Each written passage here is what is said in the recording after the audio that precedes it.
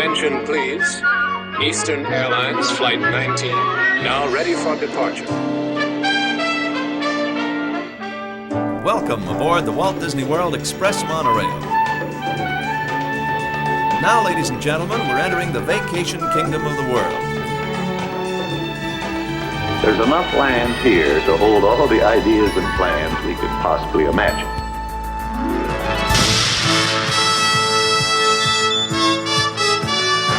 We call it Epcot. Will be our experimental prototype city of tomorrow. Welcome to another episode of the Retro Disney World Podcast, taking you back to the vacation kingdom of the world, the way it was, and the way it is in your memories. All right, gentlemen, you can unmute. We are live. Welcome, everybody. Looks like we're all coming in from a variety of locations.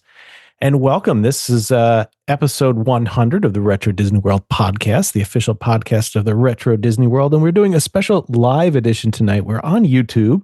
We're going to take a look back at RetroMagic, which, oh my gosh, it's been about 5 weeks since we wrapped that up in Florida. So have a lot of people online here tonight who may have attended and who may not have attended. I see the viewer counts going up a little bit here. And people saying the Retro Boys are in the house. We are here. So let's introduce, as always, Mr. Hal Bowers coming in from the Soundstage restaurant. How's it going there? Do we have any live production? You look like a producer tonight or a director. I'm wearing my hair is a mess because I haven't had a haircut. So I'm doing my movie director, film person impersonation by wearing a baseball cap. It looks great. Do you have the little like the pattern, the full camera thing that they wear around the neck? Yeah, I need one of those lenses that you can look through that hangs from your neck. Like, you know, I'm going to get you the Marty DeBurgi cap too from Spinal Tap. That'd be beautiful. Because you know about that, right? They couldn't use the Doral C or the Coral C or vice versa. So they changed the letter because the Navy wouldn't let them use it. Yeah. So they just changed the letter. That's hilarious. All right. And coming in from the Living Seas, looks like, that is a screen grab from Thunder in Paradise, isn't it? I see some guards there in front of the tube. We are live at Sea Quentin. All right. We can hear Hal, but not Todd. What's going on? Am I doing that thing again? Oh, here God. It is. It finally worked. Everything you said? No. Yeah, everything I said is wrong. It's recorded on the Zoom, but everything they didn't hear. So they're just like, why is Hal just talking? There's too many buttons on this thing, and we've got to hire an operator one of these days. So, all right, we should be back. You can be a little louder too, I think. We are doing it live. So. Yeah. So this is what it is. This is kind of a backstage view. And for those that are watching the podcast, if you see my waving my hands and stuff, there's a fly that has been in our house for like 5 days that we can't catch. And it's like now in my office. So anyway, there's a fly in my suit. Exactly. So now that everybody can hear me, we welcomed Hal, his Soundstage. I made a Spinal Tap joke about the Doral and Coral Sea of Marty DeBurgi. Anyway, we'll move on from that. And I noticed that JT is sitting in Sea Quentin in he's in the prison from Thunder in Paradise. So how are you doing tonight, JT? I'm great. It's good to see you guys. I haven't seen you since that faithful weekend in Florida and haven't really talked to anybody a ton. We said at the end we'll eventually do something when we feel like talking to each other. Yeah, again, so. I know that's the shtick. It's interesting though because it's the shtick, but it's true. I mean, it's Todd had to work for 2 days. So I will say this is the 1 year when we walked off of the stage where I was like, you know what, I'm ready to do this again. I didn't want the break. I was like, you know what?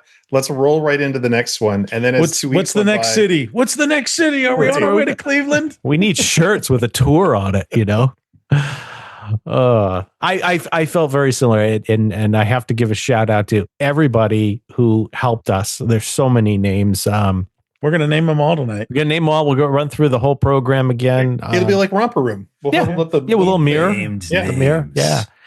So, and coming in from the city brotherly love, Mr. Brian P. Miles, wearing his RetroMagic shirt. How are you tonight, Brian? I couldn't be better. I've had no caffeine all day because I have a medical test in the morning that I'm not allowed to have any caffeine. Oh. So I got some pink lemonade. I'm not even allowed to have decaffeinated stuff. So me going through a day with no soda is not a pretty sight. Well, I got a spindrift, so we'll best we can do.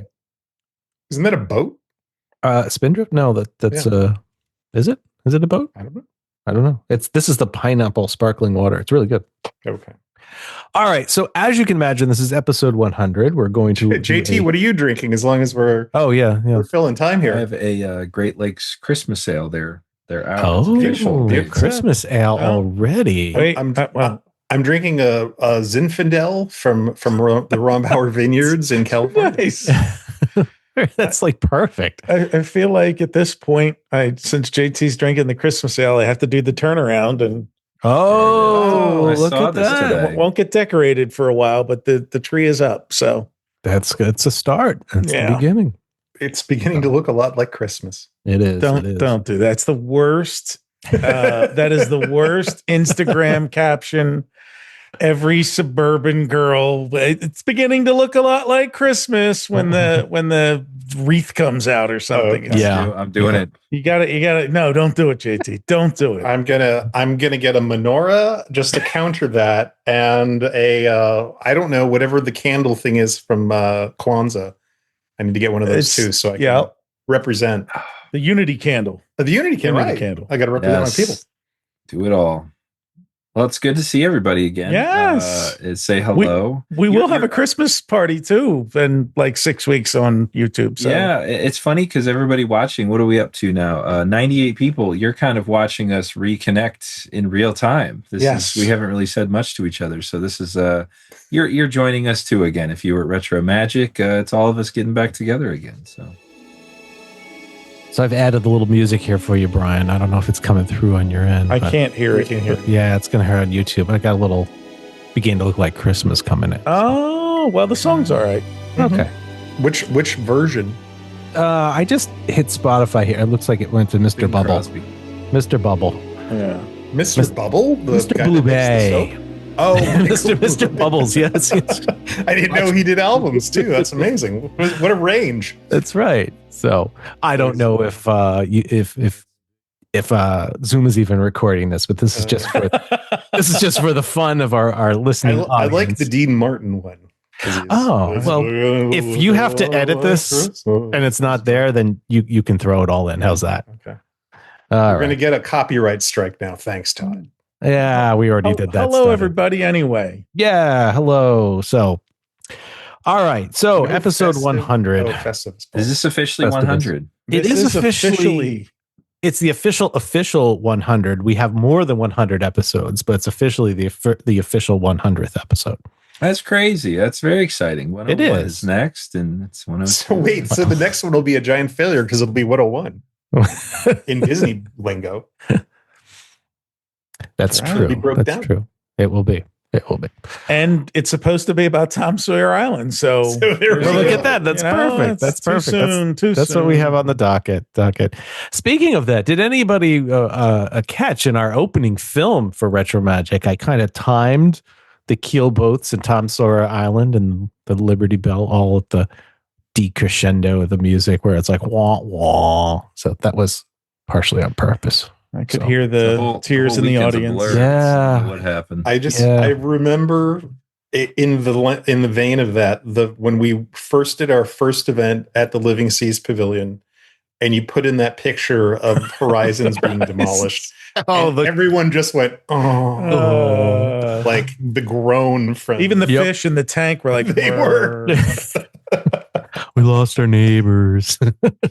So, all right. Well, I'm curious out there. I don't think we can put a poll up. I don't know. No, it doesn't look. Oh, we can start a poll. So we're going to throw a poll up here. This is neat. This poll? Did you attend Retro Magic 10? So start poll. We're throwing it out there. A little interactivity. For those of you that are listening to this months later, I'm sorry you can't participate. But I clicked yes. Oh, good. That's good. That's good. So we've the numbers are coming in. This is like live. We're like tabulating the votes here. Let's go to the map. That's right. Well, the magic map. Come on. They're coming in from Florida hot. A lot of them attended. All right. So we'll let this run for a few minutes here. So a handful have not so far. So it's good to know. Well, let's do a show for everybody anyway. That's right. That's right. So for those of you who didn't attend, and for those of you listening that may not know what RetroMagic is, every year to year and a half or so, sometimes 2 years, we put together an event in Florida where we invite Disney Imagineers and people, past presenters and performers, and we bring them together for 2 days to discuss all sorts of things, looking back at the history. The Imagineers tell all these stories about things that you may have never heard. Well, this is where we've coined the term muckwatch, and we've had RetroMagic sessions and sessions on, oh my gosh, just about everything you can think. Tonga Toast and the Handwich and Richard Nixon, going back to our original one, and the Epcot logo. So if anything of Walt Disney World history interests you for any reason, this is it's definitely something you may want to attend. So with that said, about 75% of the listeners online did attend, and 25% did not. So we'll see if that changes. 75%. What's that? Yeah, thank you. 75%. You supported us, and we came out even this year. We're not in debt. We're going to be able to bring you at least another year's worth of fun and content. So, all right. So with that, we held our last event just 5 weeks ago, and it was quite an event. As Hal said, we came away from this one feeling really, really good. So I think, gentlemen, what we should do is probably run through kind of a synopsis of. I got to go bring up I forget where we've closed out all the files. I have to go find now. Do you have a program? I have to get a program. Do you have it handy? I don't. Oh, okay. I did not get a program. I only made them. I didn't. I mean, I seem to recall there was a website that had the schedule on it. If that's true. Yeah. Oh, that's true. I'm thinking that was shut down. I thought. Although maybe we pulled it down. I think we pulled it down. Oh, it's on our website though, right? The retro.wdw.com/. All right. I suppose I'll bring that up. If you all haven't guessed tonight, we're working this one by the seat of our pants. We are a as highly organized as we ever are. Yes. We have top men working on things today, aren't we? This is kind of a behind the scenes of how we operate. So let's see, RetroMagic June 25.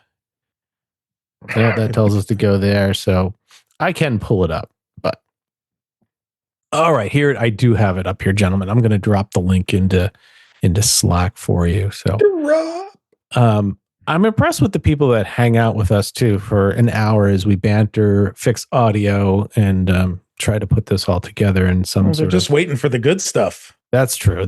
We got behind the scenes photos. Yeah, right? There is. So we've got some really cool things. So, all right. So this was on, gentlemen, should we first talk about the VIP event? Because not everybody was able to attend. Sure. If you don't want to talk about all the laborious setting everything up, the best Lake Buena Vista Village display ever. All right. Well, let's go back in time then. Let's talk a little bit about our arrival there. Right. I arrived on Wednesday. What's that? He came by aeroplane. I did use the aeroplane. He had a 4-door sedan. The Earth is without form. That's right. Two tiny amoeba. First the Earth cooled, then the dinosaurs came. Well, first he bought his ticket. Not that far back. It was a great ticket. No, so Brian, you got there a little early. We all met. Friday was our setup time, and our crew came in from our AV company, and the Miles family arrived. Let me give the 60-second dinner story on Thursday night. So, okay, we planned this dinner for the California Imagineers flying in, and a couple of them got there earlier in the day. So it's like 8:00 at night. We're up at what's the restaurant at the top of the hotel? Top of the World. No. Topolino Terrace. Is that one? Yeah. Is that I always forget. I always confuse that in the Riviera with the rooftop the top of the Coronado. But anyway, whatever's up there, Destino, isn't it? Destino's or but whatever. So we're a pizza place in Arkansas. Yeah. So we're up there, and we had a someone working with us from the resort who had called ahead and told the general manager, like, hey, they're bringing this group up, and there's some Disney legends there, and can you make sure that you have these two odd reservations combined and see, get them a nice seat and everything.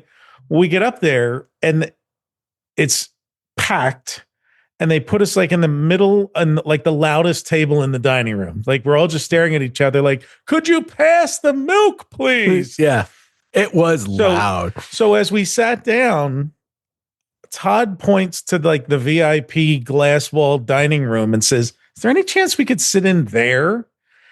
And this look of absolute terror came over the face of the surfer, the young gentleman who was seating us. And he said, let me go talk to my manager. And he goes back, and he comes back and he shakes his head. Yes, but we need you to go stand back at the hostess stand while we get the room ready for you. So they get the room ready. We're there about 5 minutes. They then bring us into this room for what seats like 16 people. And I think there were 8 or 9 of us. Yep. But 3 of them weren't there yet. They were or 4. They were en route from the airport. So we're sitting there, just like 4 of us or whatever it was. This giant room. And all of a sudden, like the entire kitchen staff, the manager, the general manager, all come in, and it was like the Von Trapp kids saying goodnight for the evening. Like so they come in and they carry in these trays of antipasta and stuff. Yeah. And it's just the 5 of us. Like Tony Baxter's not there yet. Right. Russell Brower's not there yet. And they put this whole like, oh, we're so thrilled to have you with us this tonight. And so then they leave. And then Tony and the folks from California, the rest of them get there. And they didn't come in the room for like 25 minutes. Exactly. We're all sitting there like this half-eaten antipasta. Tony's like, I'd kill for a drink right now. And so we had a great meal, but that was the kickoff to our night. That was great. And we had a wonderful dinner. It was a great time. It was really nice. And we closed the place saying out. Toledo in the chat. Yes, it was Toledo. Yeah, Toledo. Yes.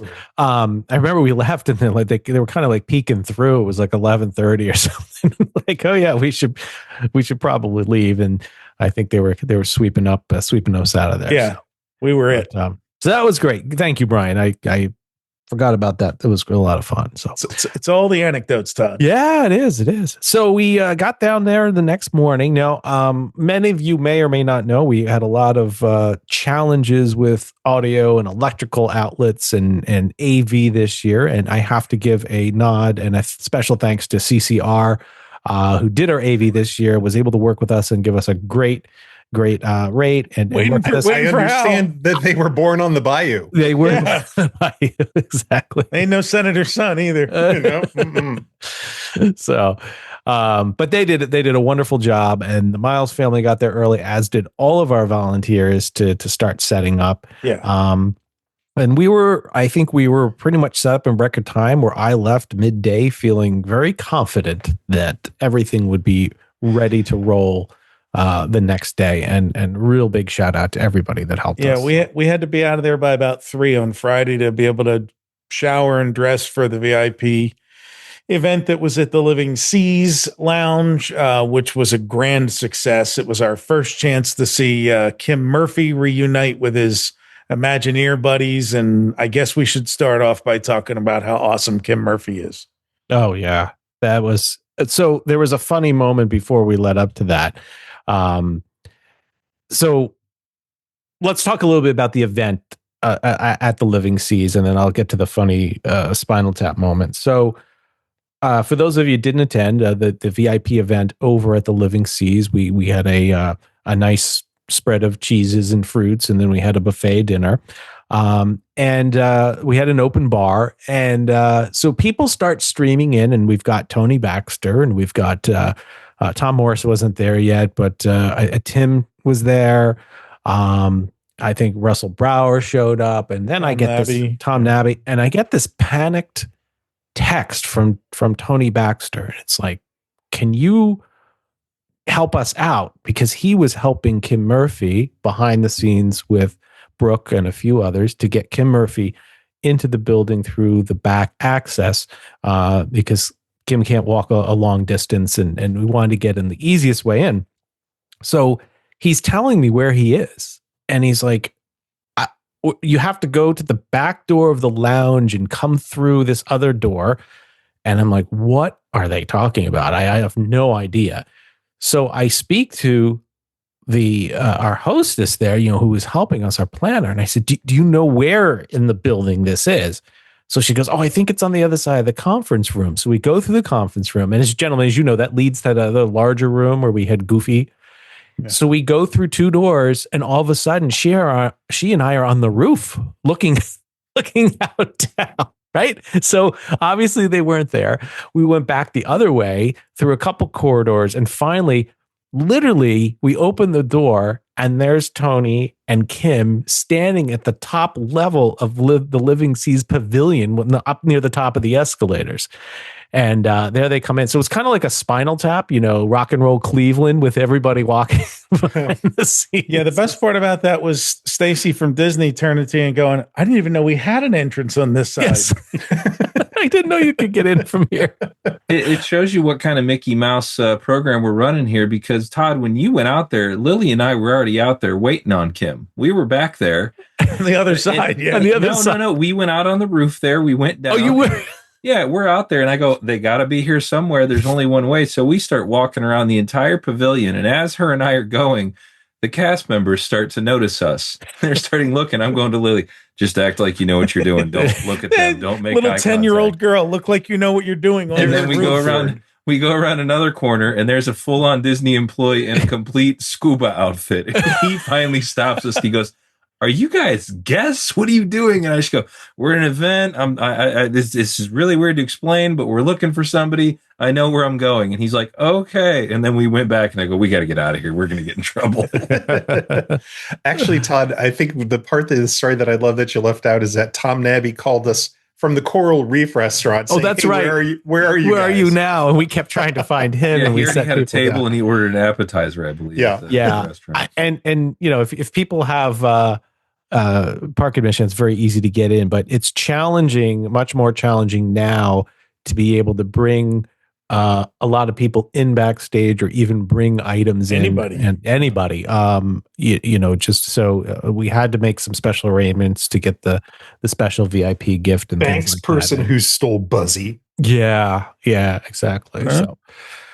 All right. Oh, and Keith says Tony Baxter was late to World Showcase Lagoon after dinner because he had to take one of the Imagineers' stuff back to his car, and the cast members initially wouldn't let him back into the viewing area. Oh my gosh! Do you know who I am? Do you know? You got to do the Bob Gurr thing where you just walk in and you're like, just say, "I'm Bob Gurr. Try to stop me." Right. Exactly. So, but that was a very nice evening. We had a great time, and then we got the nice told some great stories, there. And we got our. Why am I blanking on his name?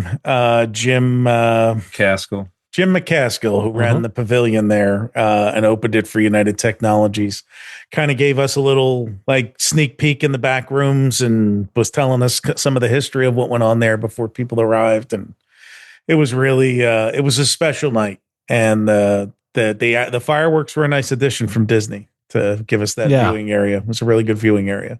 So going to your comment earlier, Brian, about Kim, he was very moved for us having them there because, we wanted to honor his input to the pavilion and the design. And as we'll talk a little bit later, Tony Baxter handed over the keys to the seas, so to speak, when Tony's vision was changed to what Kim and Tim had come up with. But we had Jimmy Mulligan, an artist, put together a piece for that night where we gave everybody a print of this piece of art, and there was definitely a twinkle of Kim's eye in the Poseidon part of the artwork. And if I can find a picture, I'll bring it up here so those can see if they haven't seen it yet. And Kim was very moved by that. Definitely had a couple tears in his eyes, and he was really, really happy. And all weekend he kept saying, and his daughter kept saying how wonderful it was to be part of this and be there with us. So For those that don't know, Kim had some medical challenges over the past year. So it's we're very lucky that he's still with us and was able to share all those stories with us. Yeah.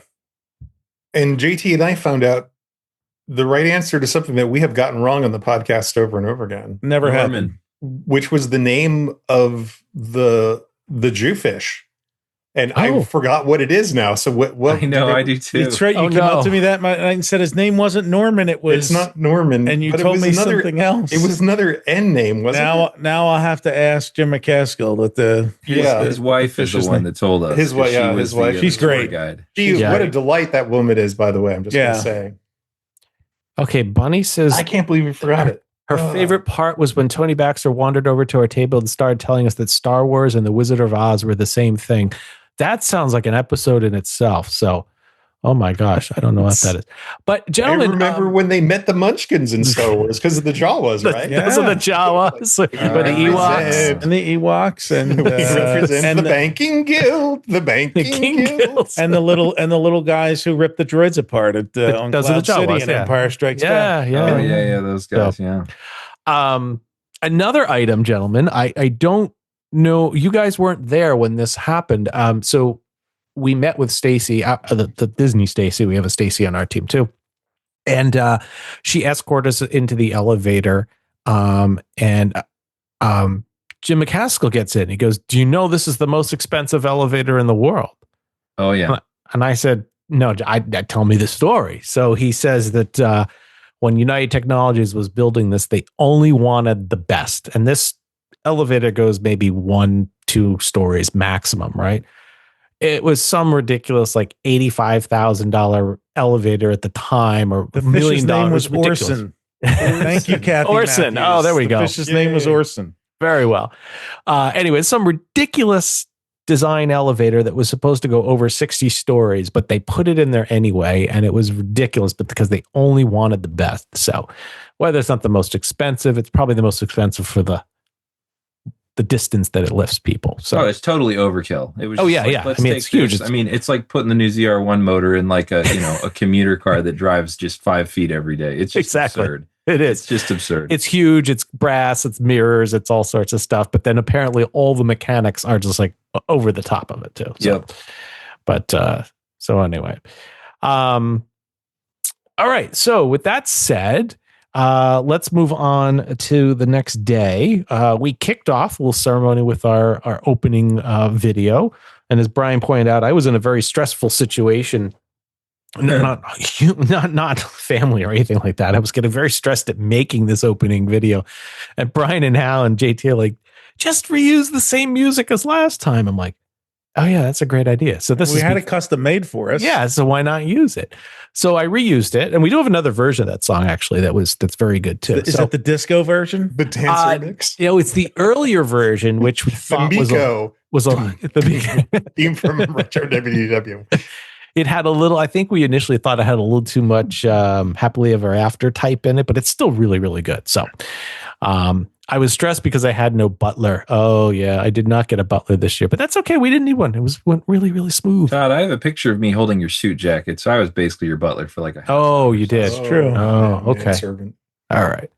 So after that, we had Ted Linhart come on stage for "It Belongs in a Museum." For those of you who don't know, Ted Linhart always brings all the different historic documents and things. So he brought along a lot. And gentlemen, did you see the heritage auction that's going up? All the Epcot stuff that's on there, a lot of the original Spaceship Earth designs, the blueprints, and a lot of the script, and a lot of other. You remember how Ted always says a lot of the things are reading that would put you to sleep. This is like reading. These are things that you would want to read. So go check out Heritage Auctions and look up Spaceship Earth. You'll see some pretty cool things. All right, Brian, I'll turn this one. And you can find all of Ted's stuff at DisneyDocs.net. Yeah.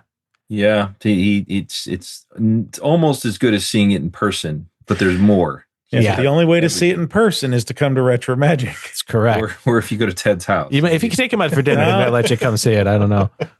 And it's also, it's a sensory experience in multiple things. Not only do you see it, he'll let you touch it, but those old papers kind of have a smell to them. They can have a smell to it. They smell like Walt's cough. It's a worry though, because you open these things and you feel like I'm gonna do some damage, like just by you open a book and the binding gives like that feel sometimes. Yeah. Oh, he's cool with it. That's awesome. I will say, if you were inclined to be interested in the facts and figures behind Walt Disney World, do go to that site, because you can go through these documents in fine detail, and they have attendance figures and how the uptime of attractions and things that you never thought in the world that you would have access to. And he is, I think, by far like one of the best resources. If you're a real hardcore Disney nerd, it's like, do go to that site and look through what he's got, because it is amazing. And he has opened up so many facts for us that, things that we had conjectured on, and he's got the actual proof there. So do go visit that, because it's and be ready to lose hours. Yeah. And as Teresa just mentioned in the chat, he's got some early MGM documents, so she got to see about Gertie the dinosaur's development in there. And that's the perfect opportunity for all of us to wish Teresa, who is a member of the Five Timers Club, a happy birthday today. Oh, happy birthday, all Teresa! Right, happy birthday! Hey, we can sing it now because it's out of the copyright. I'm not going to do that. You sang something else. We'll talk about. I did sing something else. All right. So it's funny, the website is wrong. So I'm going back to your actual program, your publisher file. I have it open here, Brian. Because somebody kept making changes. We never make changes. All right. So this first one, the next one was Start Me Up, the opening day cast and crew. So that was part of the first set. So Brian, you want to go through with what you did with that? What did I do with that? I don't remember. It was 5 weeks ago, and I had like 8 panels during that weekend. Is that the opening crew, or is this something else? Well, we did the opening crew. We moved that around, Todd, because we did that after lunch. Yeah. We were supposed to open the show, and if you remember, what happened was, oh, that's right, we moved everything around to accommodate Kim being able to do his panels in the morning. Okay, so your program book must have been changed. We did actually. I could jump in here because I was on stage. We did Fun for a Penny next. That was the. That right. Is the correct one. I do have it in the correct order on the website. All right, so I'm going back to the website. That's what I'm going to use, gentlemen. So Hal and I, along with Fox Nolte and TNT Amusements' Todd Tuckey, got to take the stage and talk about the Main Street Arcade, where Hal Bauer spent a lot of time. I did, because I'm a loser. No, and it was great arcade. So we got to talk about. Fox went through the history of why penny arcades exist, which was absolutely fascinating. In early inventions, basically, it turned out it was all about monetization, which isn't it every technology about monetization. So it was taking things that people had made, like movies and automatrons, and like hooking them up to nickel machines, so that way you could actually make a buck off of them and sustain them, and which was really cool. And then we went into a little bit of what we knew existed in the arcade in the early 70s. And then Todd was able to talk about and made a great video. Yes, he did. The differences between electromechanical and purely mechanical arcade machines. All right. So here's where we get to tell an anecdote. So Todd sends us that video, about 6 weeks before the event, Hal? Yeah. And Tammy's immediately like, oh, I told my dad, you guys probably can't use the whole thing. Like that's a lot of time to take up. And Hal and I both watched it. We're like, this video is fantastic. We're not cutting any of the 7 minutes out. Now, gentlemen, go ahead. No, I was going to play something here. Is that after this, I found a little clip on YouTube. And Brian, you said that this is how to make these machines, and we talked about the machines, how that ran on paper and the whole played the whole band. What was the name of the one that is over in there's 1900 all kinds of, there's all kinds of different ones. There's piano orchestras. So that's probably the kind that you found the video of. Yep.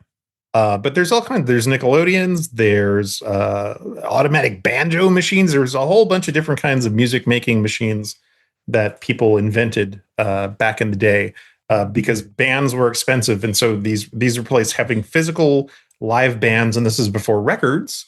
So if you wanted to play music, this was a great way to do it. Well, you're not going to be able to hear it, but you'll pick up on it. I'm going to play it here for everybody to listen. This is Chicago's If You Leave Me Now.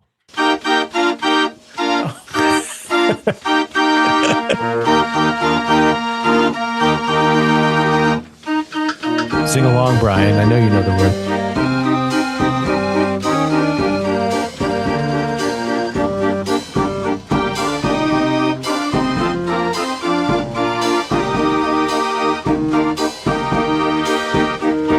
All right. That's enough of that.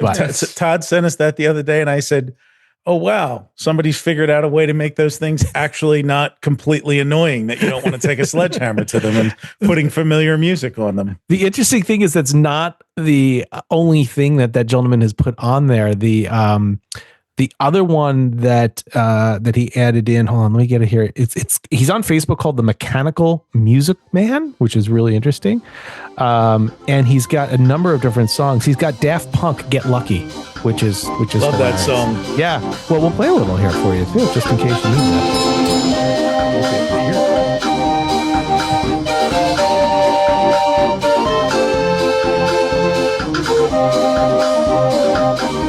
Sounds great.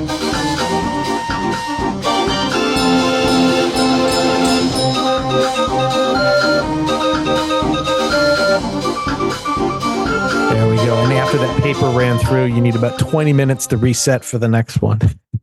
So not exactly the DJ's friend, but Hal, if we need to edit those in, the Mechanical Music Man on Facebook. So I know. Check him out.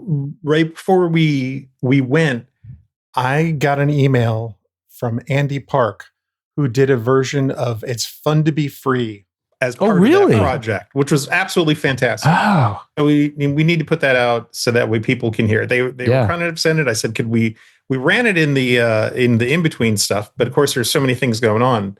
It was hard to, but yeah, I did an absolutely fantastic arrangement of Making Memories on one of those machines. Well, I was going to say, this guy also did an arrangement of Sweet Child O' Mine, if you want to hear that one. So go check it out. Yeah, no, we're not doing it. Now, I don't know if it's the same project, but what this person has is they've got the music making machine, and then they invite musicians to send compositions to him, and then they cut it into books.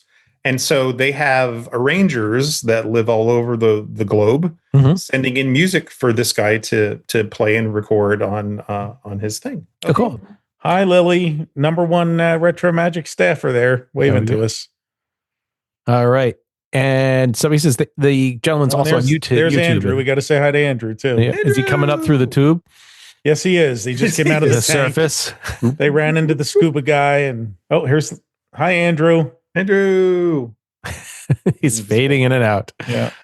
There he is. That's because Doc Brown hasn't fixed the timeline yet. So That's he keeps right. fading in and out. That's right. Be careful there, JT. You may not have them. So his head's gone. It's just fading. Oh, goodness. All right. So our next one, we had Chris Runco come on stage as well as Kim Murphy. Where we talked about Typhoon Lagoon. That was a really great session. In fact, I was on stage for that. I have to go get out the notes because I forget what we talked about on that as well. This is all, we love doing this, but it becomes a blur after a while. Well, so first we got to talk about Chris's career at Imagineering. Yes. Which spanned so many departments. So he started in the model shop, went to special effects where he worked on the volcano with the dog food. The dog food pump. Right. Yeah. So there you go. Yes, the dog food pump. You got the word right from the horse's mouth about the dog food pump. So if you've heard that, or it was in Burn Bomb, I think we realized too. Yeah. So that was an early deep cut of our show. Like you brought that up in episode 6. It was when I was reading as a kid. It just like sucked into me. Like, oh my gosh, what they did this? And we find out we talked to the guy. Finally, it's like achievement unlocked. I feel so complete. Well, and exactly. If you remember when we were coming off stage, because one of the stories that Todd Tuckey told us was how they redid these mechanical machines into digital machines, and they walk off the stage and Chris Runco tells Todd, I worked on like 8 of them machines and doing those conversions. Oh, no way. Yeah. Wow. Okay. That's awesome. And then of course he worked on Center Core as part of his special effects stuff. Yeah. But he did design work too. So he designed all a lot of the lovable Epcot robots that met people like Jiro. And he did, of course, RX-7 from Star Tours. That was his creation. Mm-hmm. And then he went on and did whole entire projects like Typhoon Lagoon, where he basically came up with that first initial drawing of Miss Tilly up on top of the mountain. And that it was so funny. They said they had picked out the name Typhoon Lagoon. I think if you remember back at this time, this is when the Disney Development Corporation was coming into play because they had bought Arvida. And so, and at the same time, I think there was always this little bit of a tension between, Brian, our dude that we always ask stories about, who recently passed away. Dick Nunes. So Dick Nunes was like, oh, Imagineering costs so much money. We need to have someone in Florida that does that. And so I think they tried to spin up a little bit of the Disney Development Corporation as kind of like a counterpoint to Imagineering. But they couldn't come up with anything that was any decent. But Eisner apparently loved the name Typhoon Lagoon. So they're like, hey, we need a water park idea. It's got to be called Typhoon Lagoon. But other than that, do whatever you want. Do whatever you want, as long as it's called that. And so Chris came up with the absolutely brilliant idea, and which is what is Typhoon Lagoon today. And I remember him mentioning something about like he was trying to figure out what should we put on the top of this mountain and things like that. And he showed us a number of different incarnations of Typhoon Tilly up there. And it started as like a paddle boat, and they're like, there's too many paddle boats in Florida. Do something else. And the fishing boat came in. Miss Tilly was perfect. So we talked a little bit about how the wave machine and we ended it not the wave machine in Seven Seas Lagoon, the wave machine at Typhoon Lagoon, which I saw there was a picture floating around the other day. Typhoon Lagoon drained and what the grates look like at the end where the water comes down. Kim Murphy, by the way, when he's telling these stories, he's hilarious. You will see him online on YouTube when we release these, and he's just got such a great way. And he was telling us how, the whoosh sound and all the different things that they would do.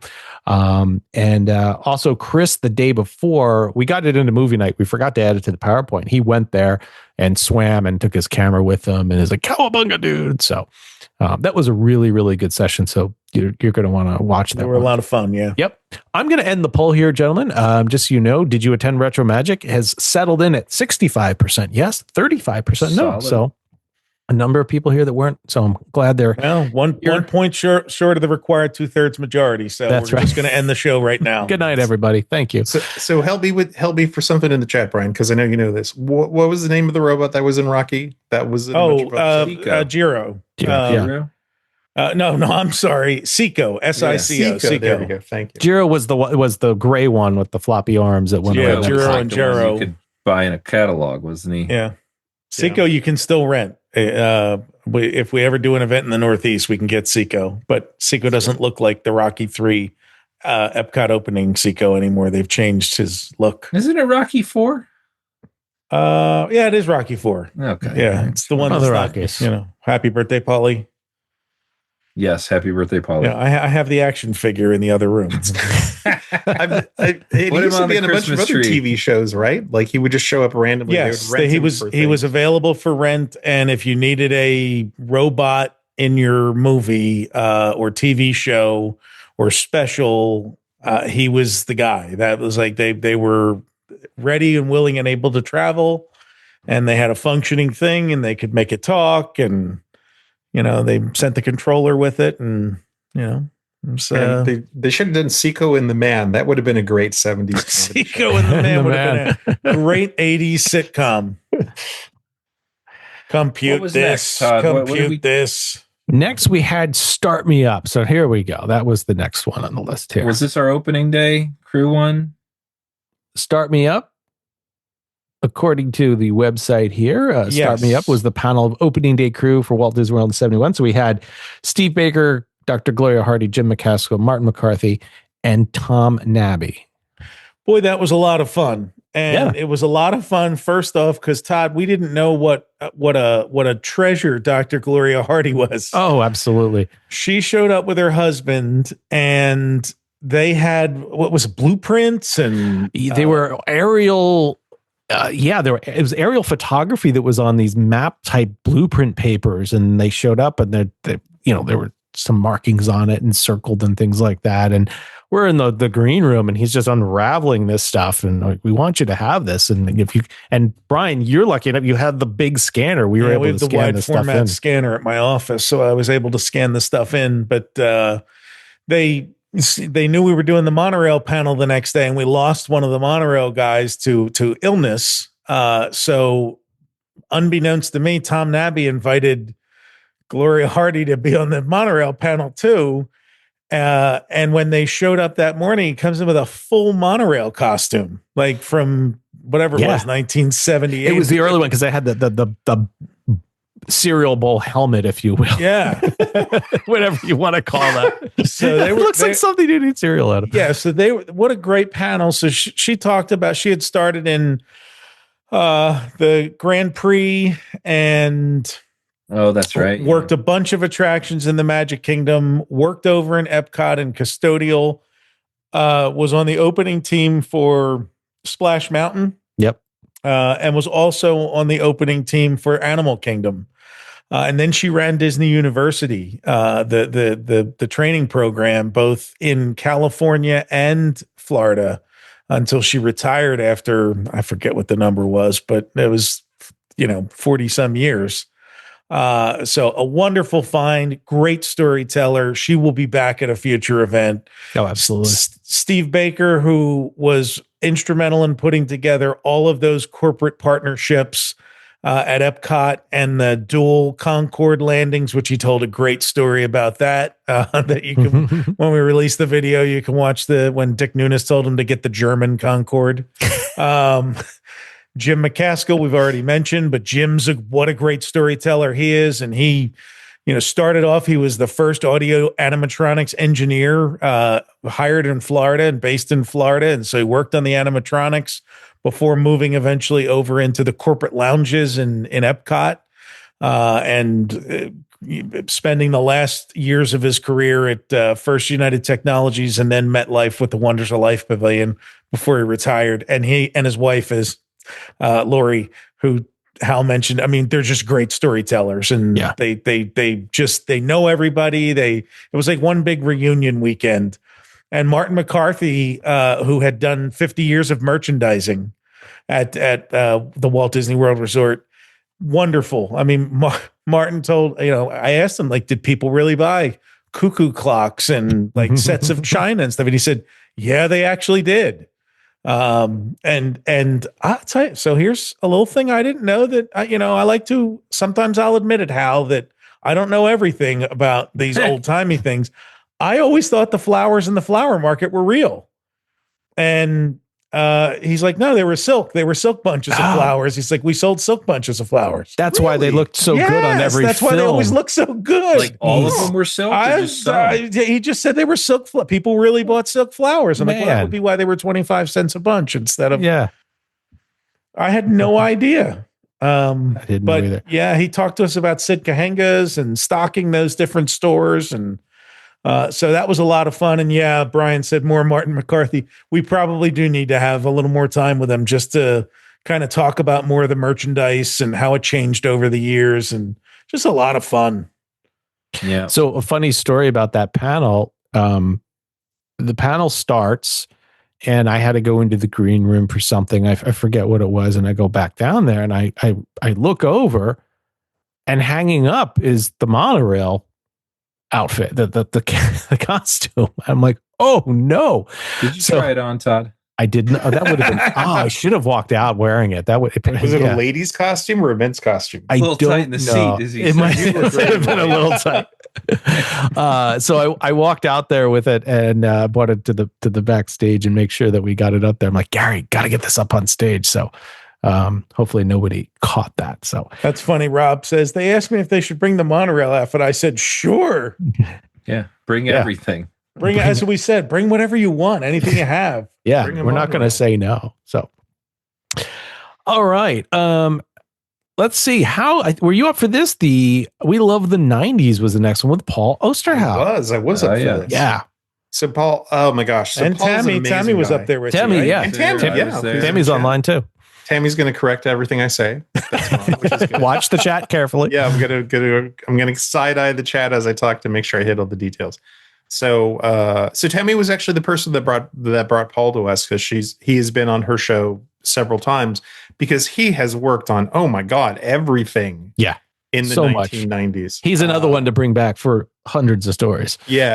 And beyond. It's like, so when we started talking to him, it's like, where what we got to pare this down, because he's worked on, oh yeah, JT, you were, also, because there's just so many things that he had worked on. So, Muppet Vision, which he gave a wonderful presentation about, and had all kinds of behind the scenes videos of some of the early puppeteering. When they did Statler and Waldorf, for example, they shot video of Statler and Waldorf doing their lines, so that way they would have reference footage to animate against when they did the audio animatronics. And that sounded like the original audio that they used. I think they actually used those recordings for the attraction. And there were some different lines too. Yeah. There were some things that got changed. So their original joke, instead of like the guy in the goofy mask, was like, hey, there's Henry Kissinger. Yeah.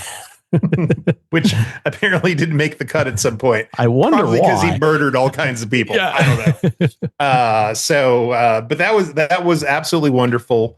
And then he worked on all of Tomorrowland in 1994. In fact, he's in the Carousel. We didn't get to talk about it, but he's in Carousel Progress. He's the son in the fourth scene. Yeah. Of Carousel Progress. And Tammy and I actually hunted down. We found an identical version of the shirt that the audio animatronic character wore. Right, yeah. And we were trying to get it for him in order to give it to him for his presentation, but we were unable to acquire it due to tariffs. We're going to have one tailored then. Yeah, so that was great. And then he had some great footage from Enchanted Tiki Room under new management, which makes me hate it a lot less than I do in real life, because I'm passionately against it.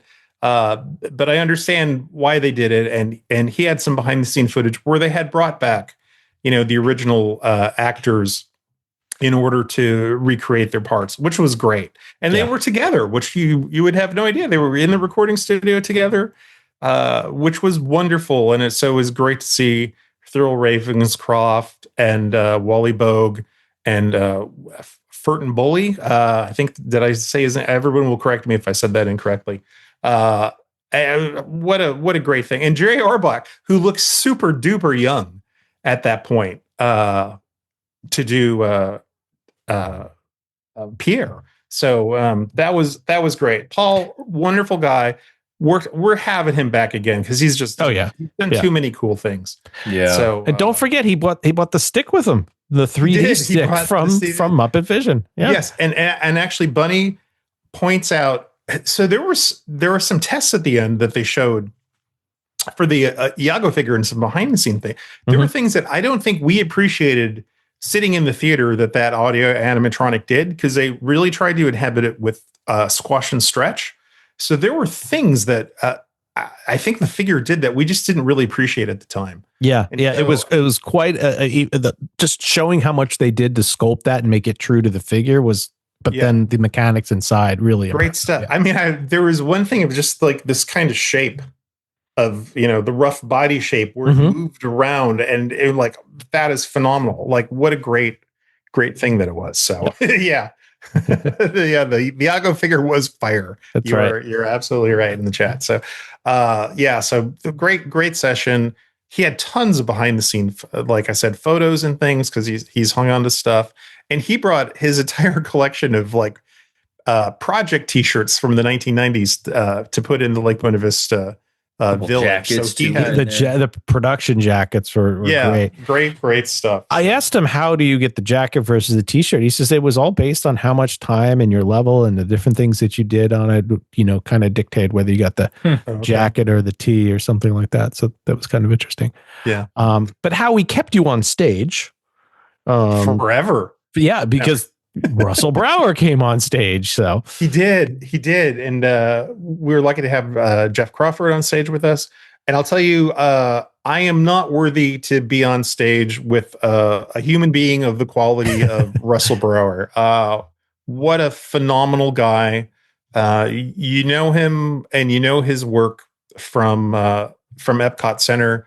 Not only did he do the arranging and some composition on the Living Seas music under the tutelage of oh my gosh, why am I forgetting his name off the top of my head now? George Wilkins. But he also did the absolutely phenomenal Interventions music loop that we all know and love from when you would walk past and go through the Interventions Plaza in the 1990s. And just an amazing human being that I cannot say enough good things about. Just an absolutely phenomenal guy that I could listen to talk hours and hours about. So just sweetest man in the world. His wife came with him. They met. She was an Imagineer as well, so we might have to get some stories out of her. Yeah, she did a lot over in Disneyland Paris. She mostly worked on Paris as a lighting designer, and also just the nicest person in the world. Both of them. Just if you wanted to meet a human being, and you're like, who are the people that I would say are like people that you would want to have in your life? It's those two. So you hear that? Even the three of us don't even count. So yeah. I like that. Are all right, but you're no Russell Crowe. I like that everybody's favorite story is how he snuck in the 1 hour CD after they cut it down to 10 minutes. Right. All right. Why join the Navy when you can be a pirate? That's right. All right. And Brian, you want to take the last one for day one here, which was We Go On with Tammy. I saw the Tapestry of Nations one time in person that I remember. And when Tammy's like, hey, I have these, well, she's done a podcast with them. Mm-hmm. And she's like, hey, I have this crew and like, they're willing to bring like they get reunions and stuff together down there. So like, they're willing to come down and like, they've recreated some of the puppets and the outfits. And I'm like, what? Yeah. She's like, yeah. So I could do 10, 15 minutes on stage with them. And then we can surprise everybody. Like they'll come in through the audience. And so like, I'm envisioning this, like, all right, I can't fully picture it, but let's go. And then I know JT got to witness this as they were assembling I don't remember his name because each of the pieces had a name. Henry Stickman. No. The who? Henry Stickman. No, Particle Man. Yeah. Anyway, so there's a They Might Be Giants reference for the 6 of you out there. Anyway, yeah. So like I did not expect to be moved by it because I didn't really have a connection to it. And then when that performance started, like all of us, like the whole audience was like into it, me included, like we're all clapping along. And I think it shows the power of the music of that because we've all heard the music on loops and, different things. And even if you didn't see it and, once that hit and then the people started coming, they started dancing and I'm like, this is a great closeout. This is so cool. And they're bringing in the big puppet with the sticks. And we had such a good time with them because it was you could just feel their passion in that role they had over those years of being in that parade. They never lost it, right? No. I mean, I was talking with them in the green room and, they were so psyched to do it again. It was something that they felt so passionate, like you said, JT, passionate and really enjoyed. So, and it is one of those, boy, did that parade, even though it didn't run that long, left such a mark. Yeah. On people who saw it, and just the imagery is so unique.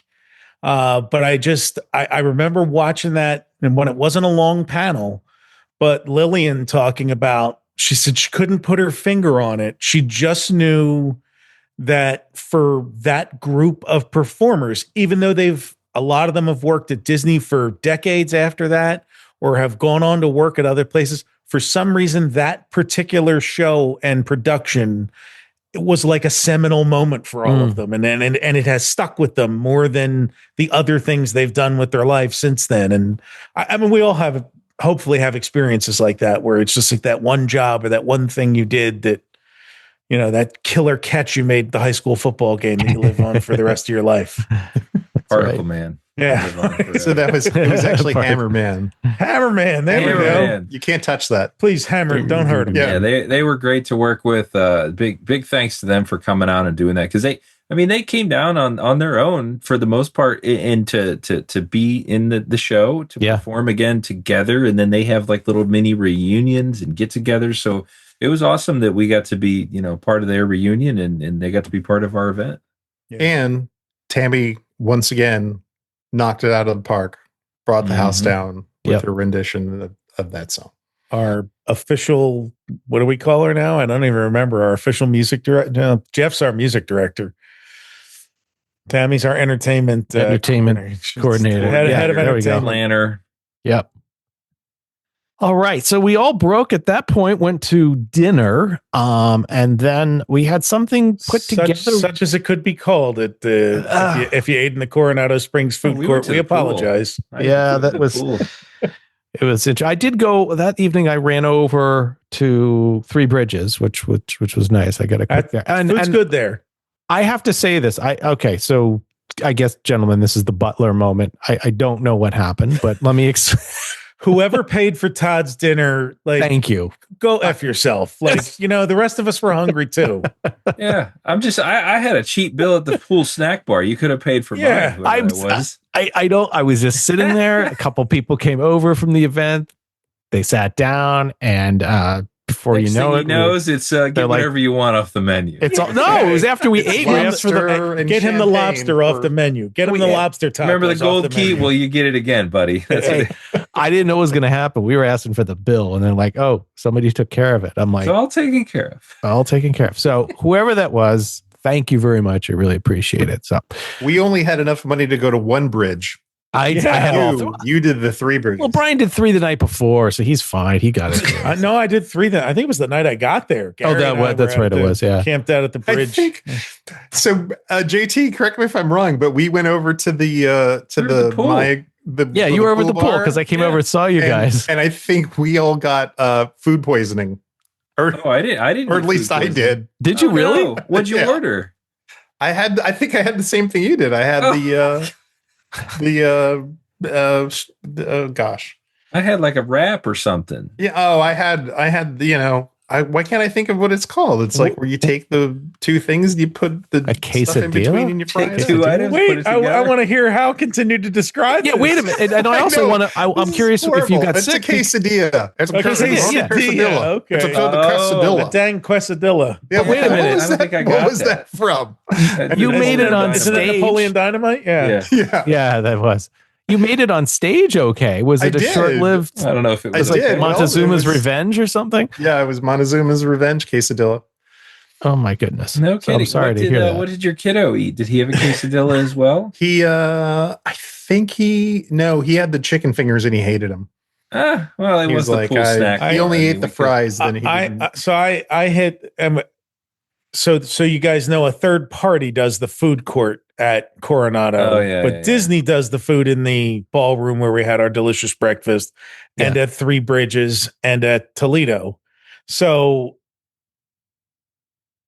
the first day I was just like, I thought this was like a little bit of a miss. I guess the day we didn't have lunch in the green room, I grabbed a burger from there, and I was literally like 2 bites into it, and Todd's like, "You're due on stage in 5 minutes. You got to get a mic on you." So I'm like, I'm wolfing this thing down. And like, it was so bad, I didn't finish it. And if you've seen me, I'm not a man who doesn't finish his hamburger, but I did not finish that burger.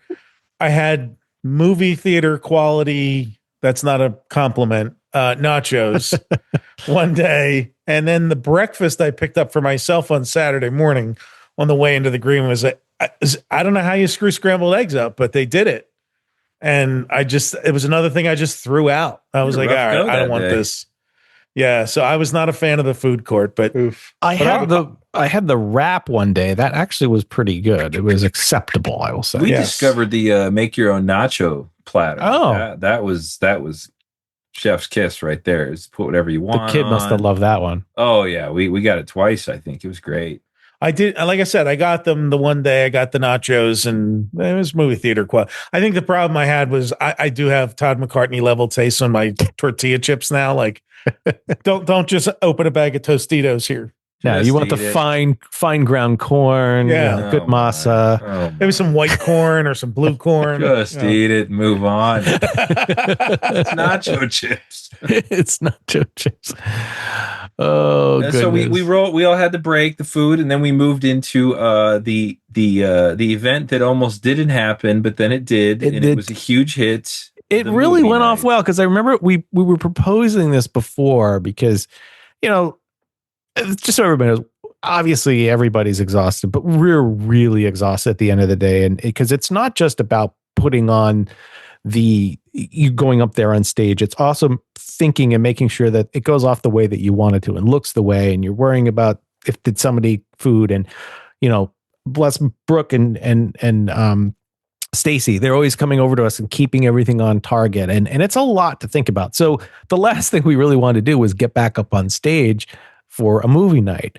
But boy, am I glad we did, because everything's very formal during the day. I mean, we still have fun, but gentlemen, I think it was fantastic, because, we all kind of just let loose a little bit, had some fun, poked fun at each other. We had the whole crowd laughing at the videos and the films that we had up on screen. Honestly, I wish it could have continued. I didn't want to get off the stage. I could have done it for another hour. So I didn't expect the turnout that we had. Like, I don't know why. I really just thought it was like going to be an optional thing, and we'd get maybe half the people back. I mean, I swear we got I don't know. I'd say 75% easily. It was a good turnout. Easily they came back for it. And it felt comfortable, because it's like what we're doing now, but we were just sitting on stage. It wasn't, it was just, really, so it wasn't like work in a sense of we didn't have to do anything new, except you just had to queue up the computer live, Yeah. And it was just clicking, and what happened. And I even said, I remember I'm like, we might delete files. Things might go wrong. So Brian, we had our back and forth about it. Did you enjoy it? I loved it. I mean, I loved it. I'm always, I have to be the historian all the time. So when they proposed this, I'm like, guys, we are always dead tired. I don't know that we'll have the whole idea of putting this thing together, the VIP event, then being on stage all day, coming back down into the ballroom to do a movie night. This is a crazy idea. And, it was about a day. They talked me into it. And the more I thought about it, I'm like, I kind of love this idea. And as we started to kind of pull it together, it just became, fun, right? Brian, you had me laughing, crying more than one time with your commentary on the celebrity one. So that was wonderful. I ran along the lines a couple of times, but yes, I and it was funny because when I told Todd, pull my celebrity slideshow, he's got 140 pictures. Just pull it up. And boy, did we have fun on that. It was a great. It was great. And speaking of how you mentioned, Brian had me cracking up when I didn't know the date on the film. He goes, "Oh, it's August 22nd, 1972. I'm like, "How do you know?" He goes, "Because it's on the file you just clicked." I'll never forget that.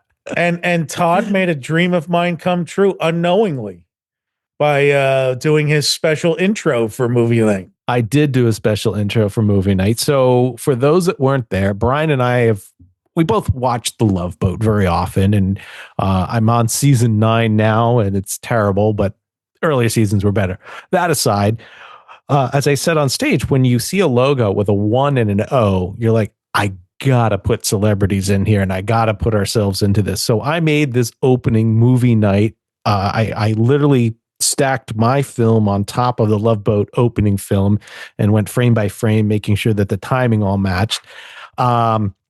And then Brian one-upped it because I found a nearly perfect timing of the song that was instrumental. And then Brian got up and sang the song to everybody as well. So kick off movie night. Right? It kicked off movie night in an awesome way, and we had people laughing with Tony Baxter and all that. So you guys, if you weren't there for movie night, you're going to enjoy it. And to be fair, I did it. That was how we did the sound check on Friday. I got to test out the song. So now, and JT, you had no idea that was coming. So I'm curious what your thought was when the first time you saw that. I liked because I knew those were photos I had seen before. I liked how they became, real life. That was fun for me. All I'm going to say is if you had told me, I would have gotten a red jacket and completely did the Ted the bartender spin and point move. Right. All right. Happily would have done that. Okay. All right. I'll remember that. We're going to redo it. It was funny because my wife afterwards, she goes, that was just incredible. She because what are you going to do for next time? Or like, we could do the A Team, Magnum PI, Fantasy. There's no words to the next A time, Team. I George. can't Yeah, sing exactly. the A Team. What am I going to go? Dun, dun, dun, dun, dun, dun, dun. So yeah, I don't know. I don't know how we can one up it, but we'll see if we can in the future. So yeah, that was great. I loved. We had our snacks up there. That was so fun. Oh, I know you were eating the Twizzler. It was nice to be amongst friends and everybody kind of more comfortable, more relaxed. I got a message from my daughter in the middle of it. She lost her tooth, and I look over and she's flagging me down with a tooth in her hand. And it was just all right, you got to tell him what Uncle Bry told her. I don't remember. What did you tell her? I said, looked at her and I said, Lily, if you lose your tooth at Disney, the Tooth Fairy brings you $100 bill. Oh yeah, she didn't. She did the Tooth Fairy. She didn't get 100. No, but she did. She did have a tooth pulled because it hadn't fallen out yet. Like literally 2 weeks after that. Yeah. So the Tooth Fairy took care of her for that because she had to go to the dentist and have one of them pulled out. So Tooth Fairy always takes care of the kids. So that's good. That's good. All right. Well, we all went to bed pretty tired, but worth it. And going back real quick to movie night, I'll tell you, if we ever want to do a traveling show, that's what we do. We just jump from city to city. We put all the names on the back of T-shirts. And we go do movie nights at Little Ramadas, or we could go the Nights of Columbus. What do you think? Yeah, that'd be a lot of fun. Yeah, just go around. So as long as there's a tour T-shirt, absolutely. How is on it already? So, all right. So the next day we opened up with Welcome Home to Lake Buena Vista with our friends Hasten Zustra and Fox Nolte came back. So, who was up there for that? Oh, I was up there for that. That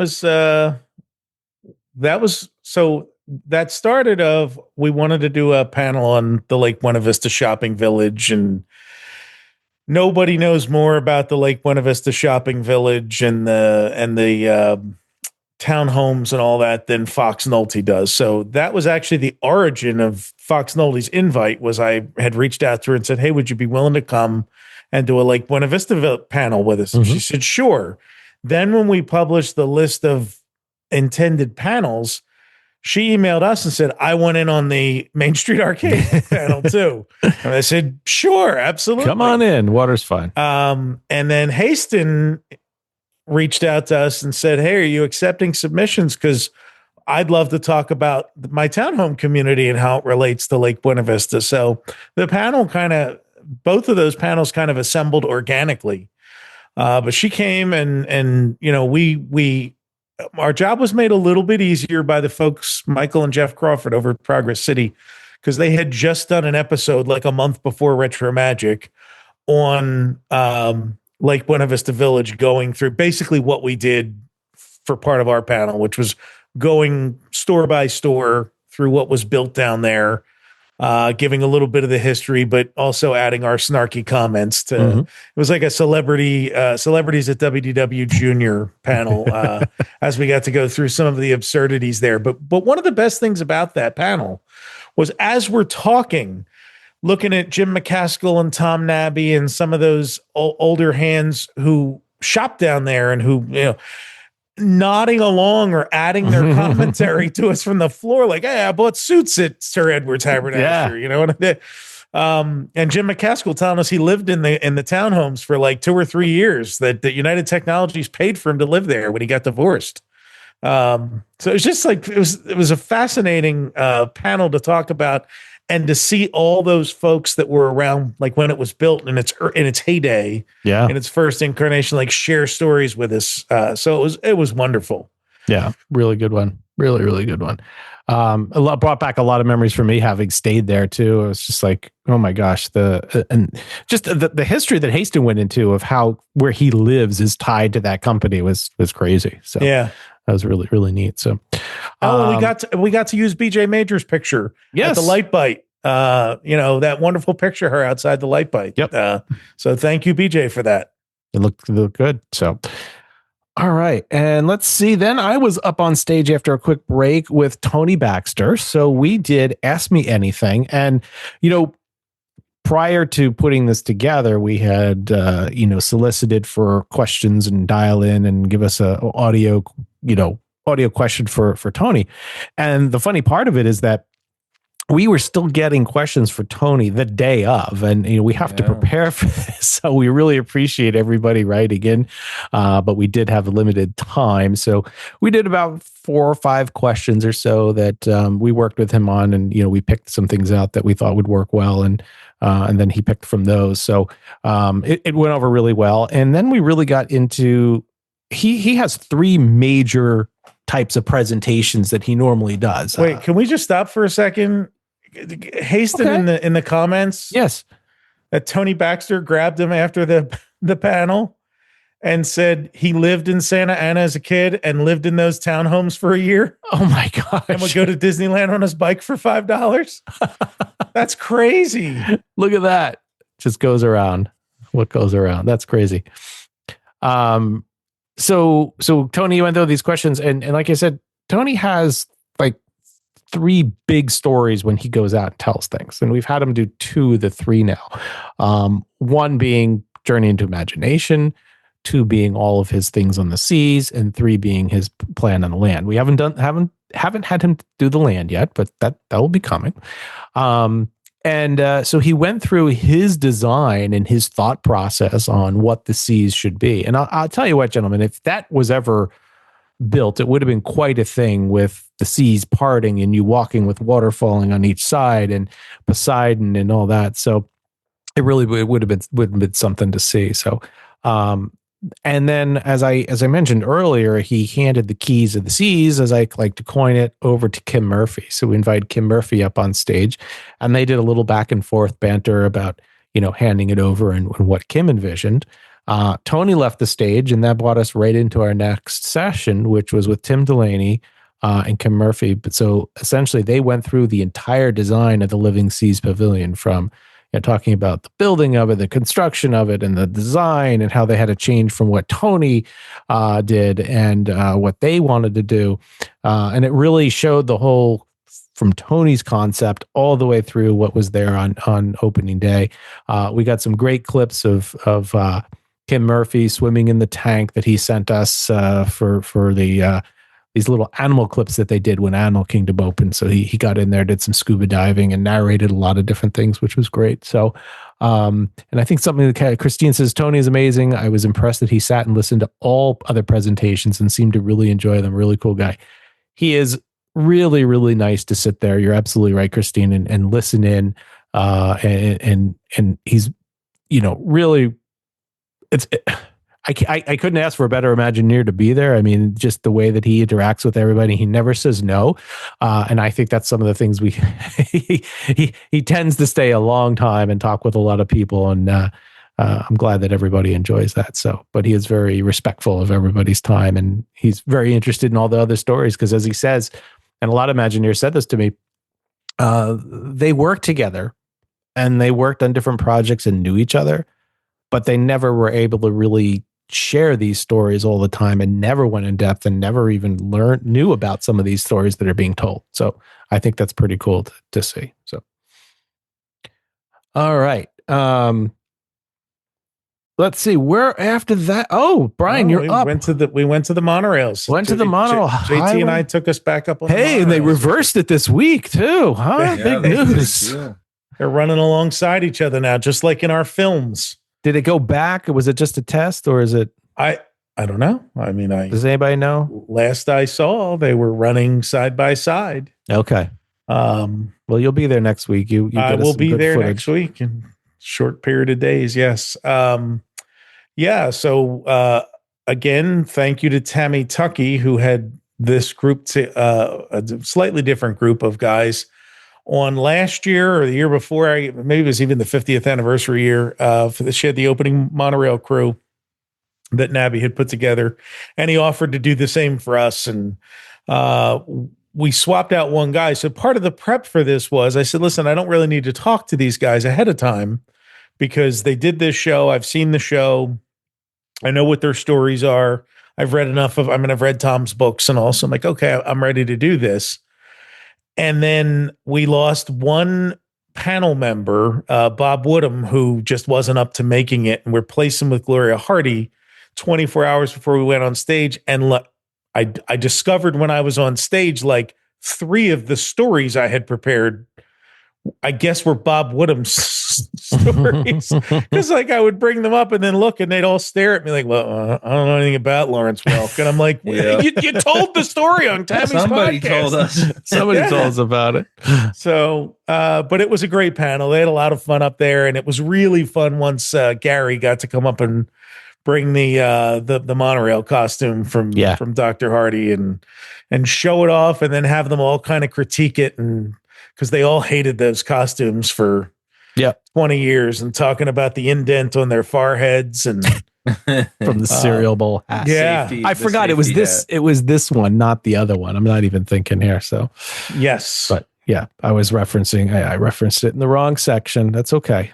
That's all right. Yvonne says the monorails are running side by side in the evenings to speed up guests leaving the park. How does this help? I'm just trying to think. Don't ask questions. Yeah, I'm just trying to think. Just get on the monorail. All right. I'm just trying to think what the thought. It still goes the same distance. If you don't get on by a certain point, you just have to walk. So you better get on it quick. Yeah. Don't think too long. I had read something about that. If something broke down, it was going the right direction. I'm like, they can go either direction. It's tire wear. They want to rotate. It's rotating. Rotate the tires. Yes. Yeah. Whatever. It makes for good fake news or whatever. Disney news. All right. After that, it was time, Brian, you stay on the stage with Tom Morris for his excellent adventure. Tom Morris's excellent adventure. Yeah. Yeah. Hal was up there with us too. And my role, aside from putting together all of the 200 and plus images that Tom Morris sent me into 3 days before, mind you. Well, they kept changing. Up until the day before. He's like, we literally walked into the Living Seas dinner on Friday. Said, I just sent you a couple of changes. And I just looked at him like, yeah, I'm going to throw you in that tank right over there. But I then committed myself because he had these drawings, all stuff that people hadn't seen before. So he had some drawings and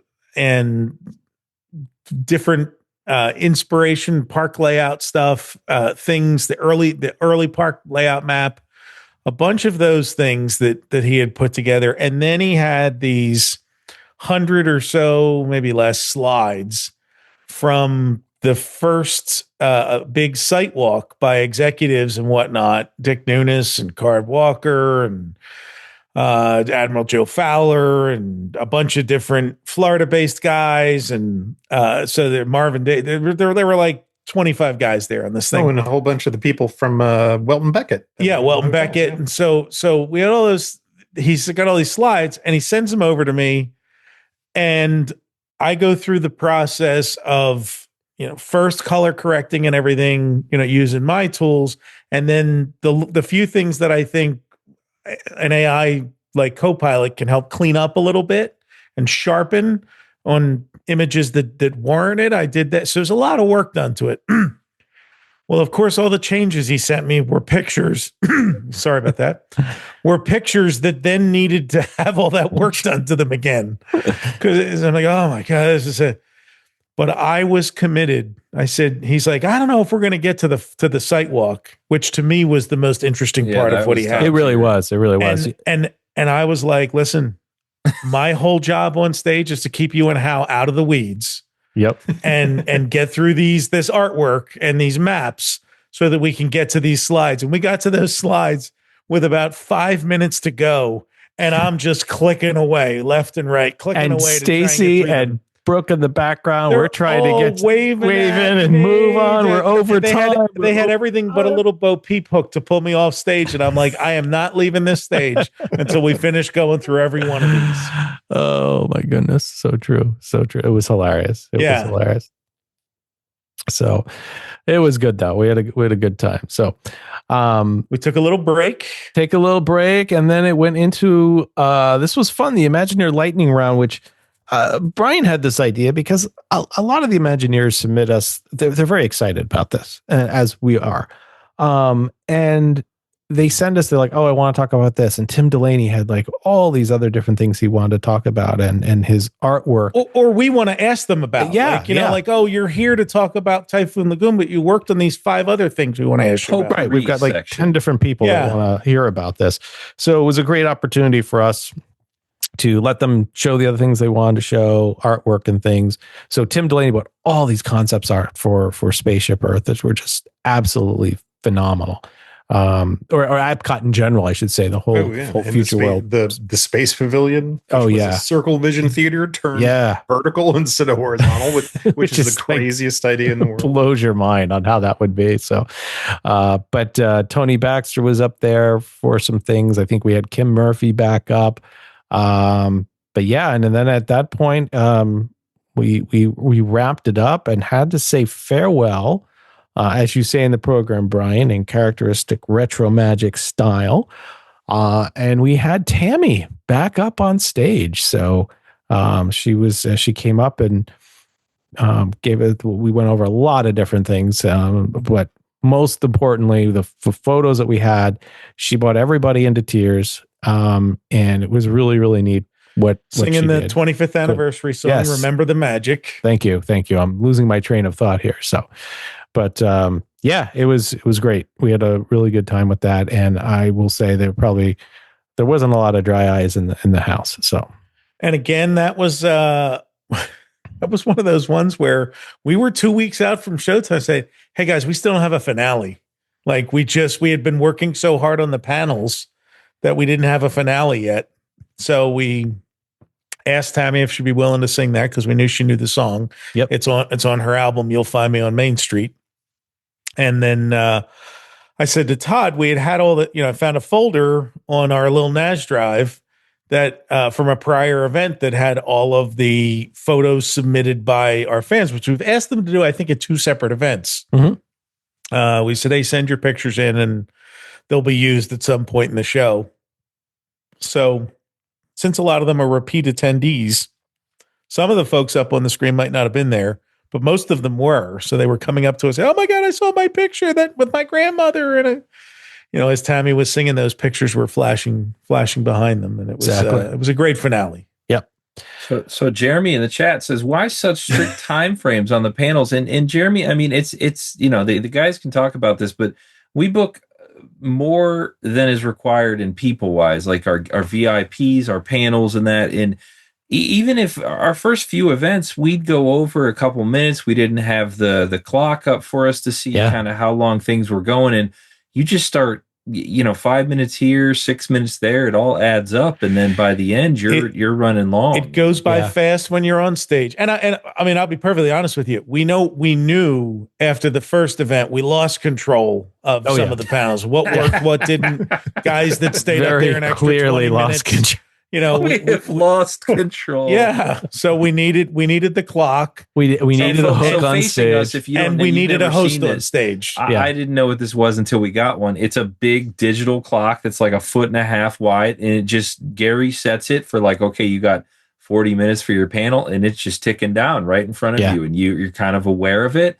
And you kind of, and the other thing, what a lot of us do up there is if my panel ran a little long, Brian's going to go up next and know, okay, he's got to trim his down a little bit by just try to pick up a minute or two. And if he can, great. But either way, I mean, it all compounds together. And the other thing too is that we do have to vacate the room at certain points. There are other events coming in, and we also want to be very, we have a lot of guests there. It's a long day for everybody.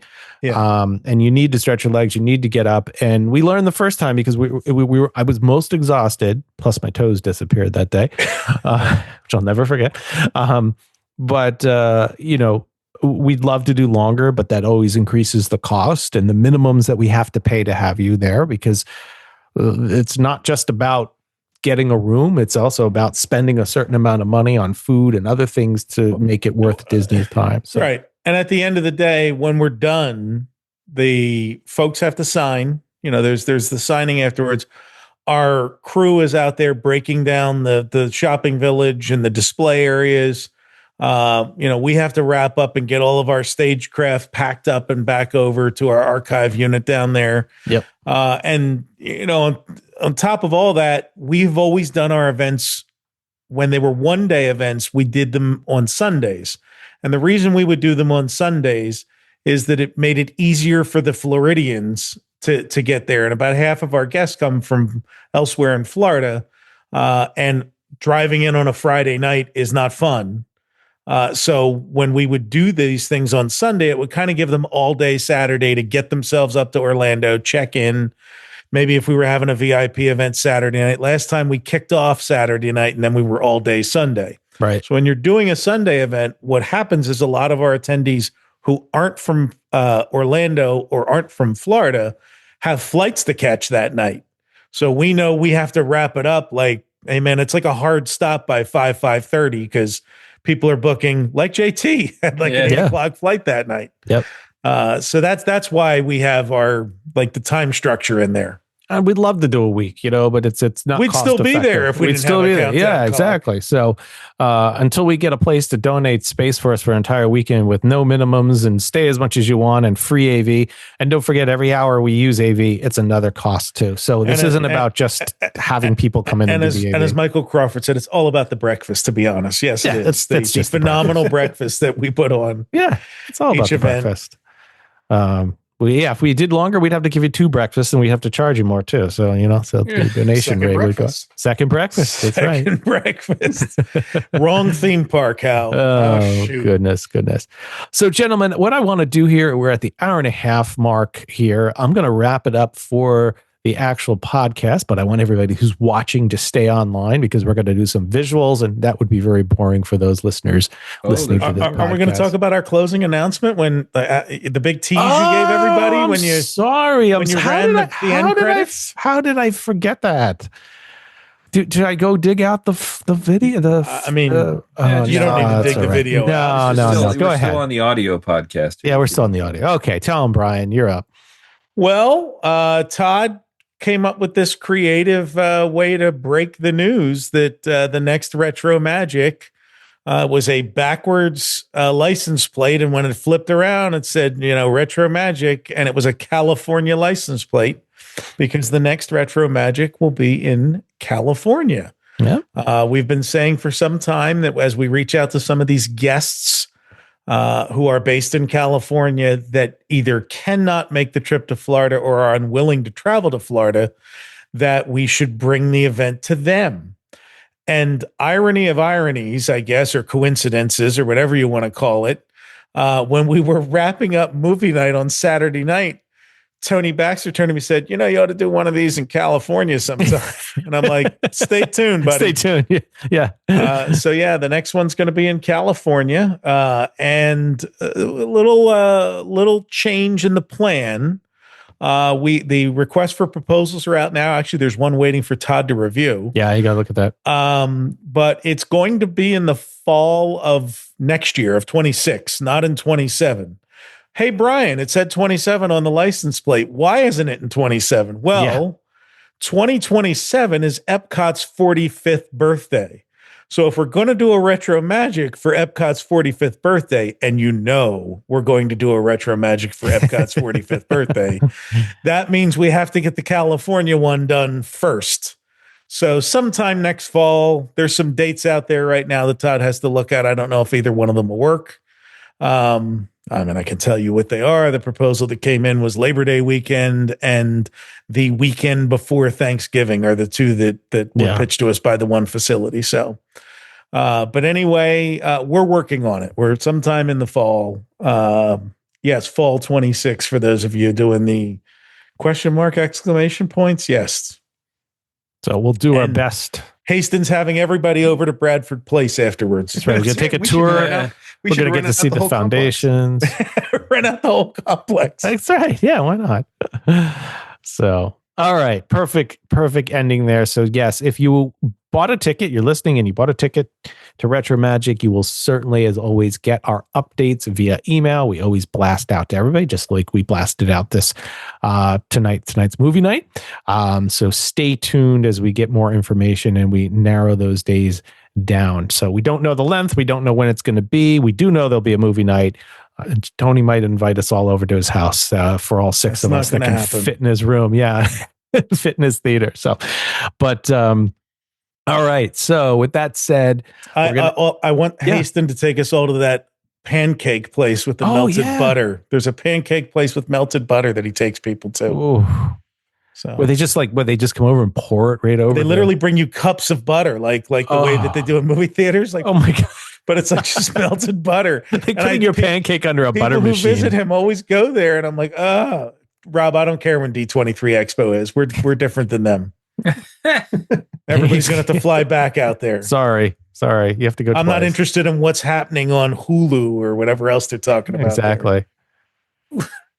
What the new cruise ship's going to be.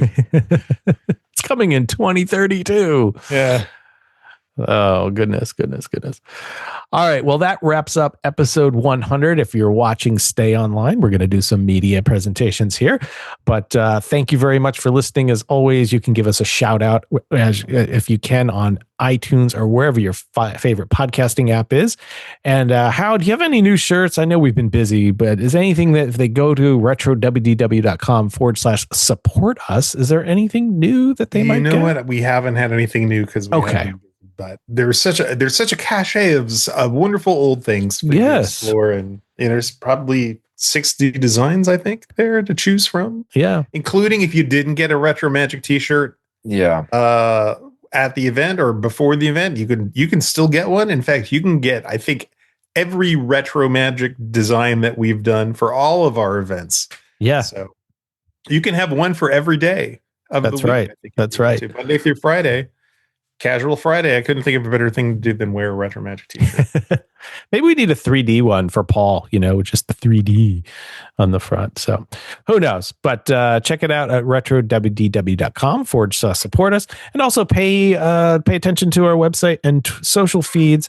We should be announcing some new donor levels and some leftover gifts from RetroMagic that we have extras of. And we cannot step out without we will forget some. Thank you, Gary. Thank you, Rob. Thank you, Tony Passero. Thank you, Tammy. Thank you, Bunny. Thank you, Stacy Hargett. Thank you, Brooke, for flying in from Japan to make this event happen.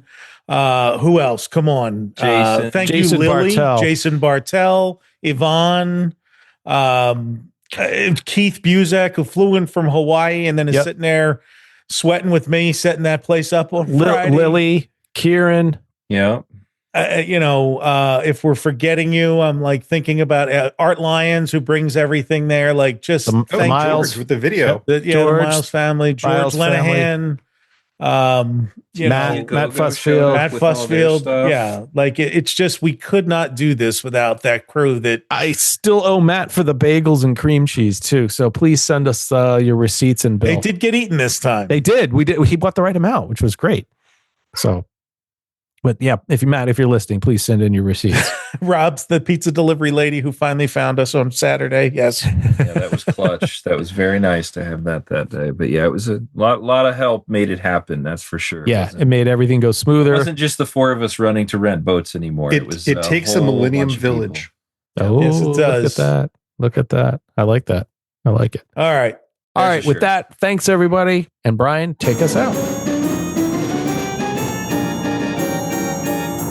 Follow the Lake Buena Vista Historical Society on most social media platforms at LBV History and on the web at lbvhistory.org. For all things Retro Disney World, including exclusive merchandise and our digital film and image archive, visit us on the web at retrowdw.com and follow us on major social media platforms at retrowdw. And follow our hosts, Todd McCartney on X at WDWMS, Hal Bowers on social media at GoAwayGreen, JT Kucher on X at LS1JT, on YouTube at Rubber City Motoring, and on the web at rubbercitymotoring.com. And you can find me on most major social media platforms at Brian P. Miles. Retro Disney World is the monthly podcast of the Lake Buena Vista Historical Society, a nonpartisan, nonprofit, tax-exempt 501c3 organization, and is not affiliated in any way with the Walt Disney Corporation or any of its subsidiary or affiliated entities.